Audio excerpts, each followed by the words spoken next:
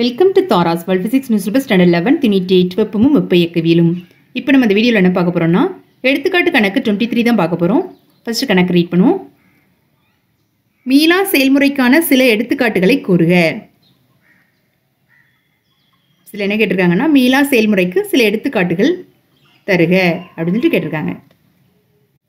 First மீளா நிகழ்வுன்னா என்னன்னு சொல்லிட்டு எழுதிக்கோங்க. இது பேஜ் நம்பர் 144 இருக்குது. மீளா நிகழ்வு irreversible process அப்படின்னா என்னென்னா இயற்கை நிகழ்வுகள் அனைத்தும் மீளா நிகழ்வுகள் தான். இயற்கை நிகழ்வுகள் அனைத்துமே மீளா நிகழ்வுகளாகும். இத்தகைய நிகழ்வுகளை பிவி வரைபடத்தில் குறிப்பிட இயலாது. இந்த மீளா நிகழ்வுகளை பிவி வரைபடத்தில் குறிப்பிட முடியாது. ஏனெனில் மீளா நிகழ்வின் ஒவ்வொரு கட்டத்திலும் அழுத்தம், வெப்பநிலை போன்றவற்றிற்கு குறிப்பிட்ட மதிப்பு இருக்காது. மீளா நிகழ்வின் ஒவ்வொரு கட்டத்திலும் அழுத்தம், வெப்பநிலை போன்றவற்றுக்கு ஒரு குறிப்பிட்ட பர்டிகுலர் வேல்யூ இருக்காது. அதனால் இத்தகைய நிகழ்வுகளை பிவி வரைபடத்தில் குறிப்பிட இயலாது. இயற்கை நிகழ்வுகள் அனைத்துமே மீளா நிகழ்வுகள் ஆகும். இப்படி ஃபஸ்ட்டு மீளா நிகழ்வுனா என்னன்னு சொல்லிட்டு எடுத்து எழுதிக்கோங்க. அதுக்கப்புறம் அதுக்குள்ள எடுத்துக்காட்டுகள் எழுதுவோம். இயற்கையாக நடைபெறும் அனைத்து நிகழ்வுகளும் மீளா நிகழ்வுகளாகும்.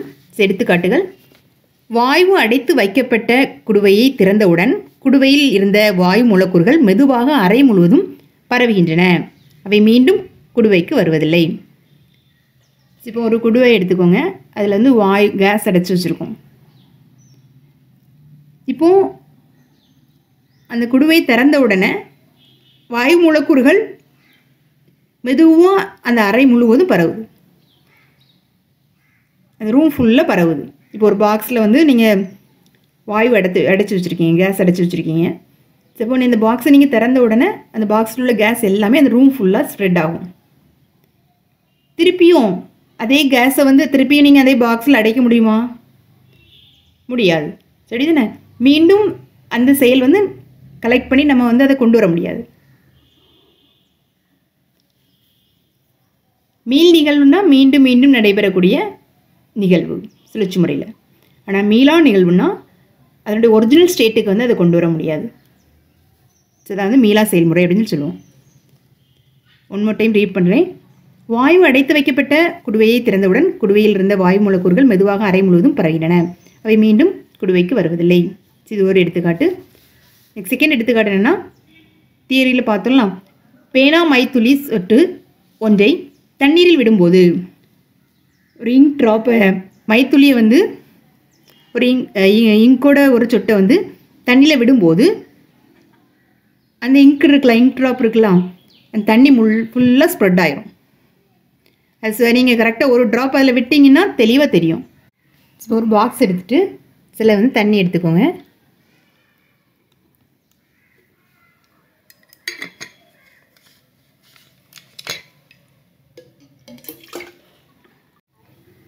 இப்போ இதில் நான் இங்க் ஒரு ட்ராப் அதில் ஊற்றுறேன். ஊற்றினோன்னு பாருங்கள், அந்த இங்க் ட்ராப் அப்படியே தண்ணி ஃபுல்லாக ஸ்ப்ரெட் ஆகுது. நல்லா அப்சர்வ் பண்ணி பாருங்கள், தண்ணி ஃபுல்லாக இதில் ஸ்ப்ரெட் ஆயிரும். இப்படி தண்ணி ஃபுல்லாக ஸ்ப்ரெட் ஆன பிறகு நம்ம ஊற்றின அந்த இங்கை திருப்பி நம்ம இங்க் ட்ராப்பை திருப்பி கலெக்ட் பண்ண முடியுமா? இதுலேருந்து கலெக்ட் பண்ண முடியாது. சரி தானே?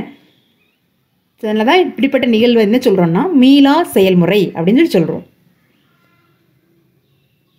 அதாவது அதனுடைய மீண்டும் அதனுடைய ஒரிஜினல் ஸ்டேட்டுக்கு அதனால் வர முடியாது. இது எல்லாமே கலெக்ட் ஆகி திருப்பியும் நம்ம அந்த மைத்துளியை திருப்பியும் அதாவது இங்க் ட்ராப்பை திருப்பி நம்ம இதுலேருந்து எடுக்க முடியுமா? எடுக்க முடியாது. இது ஒரு மீளா செயல்முறைக்கு எடுத்துக்காட்டு. ஸோ தான் இதில் கொடுத்துருப்பாங்க.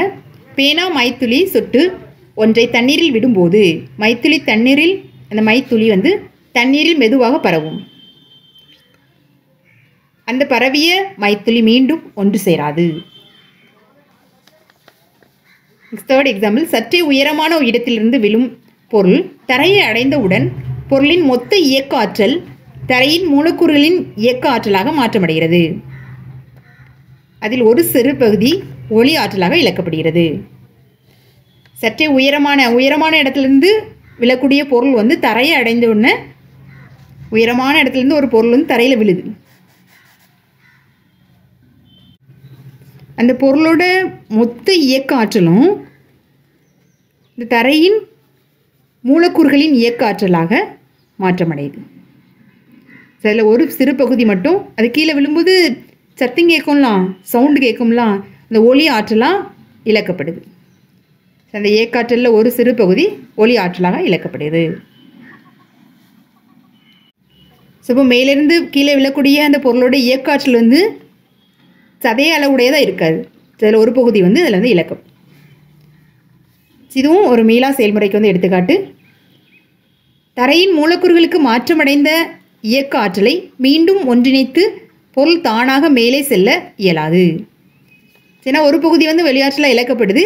அதனால் மீண்டும் அந்த தரையில் உள்ள மூலக்கூறுகளுக்கு மாற்றமடைந்த இந்த இயக்க ஆற்றலை மீண்டும் ஒன்றிணைத்து தானாகவே மேலே செல்ல இயலாது அந்த பொருள் வந்து.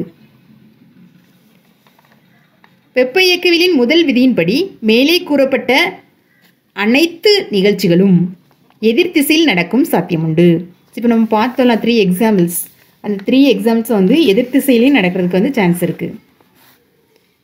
ஆனால் வெப்ப இயக்கவியலின் இரண்டாம் விதி இந்நிகழ்ச்சிகளை எதிர் திசையில் நடக்க அனுமதிக்காது. வெப்ப இயக்கவியலோட முதல் விதிப்படி இந்த எல்லா நிகழ்ச்சிகளும் எதிர் திசையில் நடக்கிறதுக்கும் சான்ஸ் இருக்குது. ஆனால் வெப்ப இயக்கவியலின் இரண்டாம் விதி வந்து இந்த நிகழ்ச்சிகள் வந்து எதிர் திசையில் நடக்கிறதுக்கு வந்து அலோவ் பண்ணாது. தான் இயற்கையின் முக்கிய விதிகளில் வெப்ப இயக்கவியலின் இரண்டாம் விதியும் ஒன்று.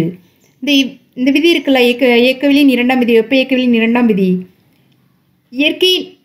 இயற்கை நிகழ்வுகள் நடைபெறக்கூடிய திசையை வந்து தீர்மானிக்குது. ஸோ அதனால் இந்த வெப்ப இயக்கவியலின் இரண்டாம் விதி வந்து ஒரு முக்கியமான விதி. இப்படி மீளா செயல்முறைகளுக்கு வந்து எடுத்துக்காட்டுகள் எழுதிக்கோங்க. இதோட எடுத்துக்காட்டு கணக்கு 23 வந்து முடியுது. தேங்க்யூ.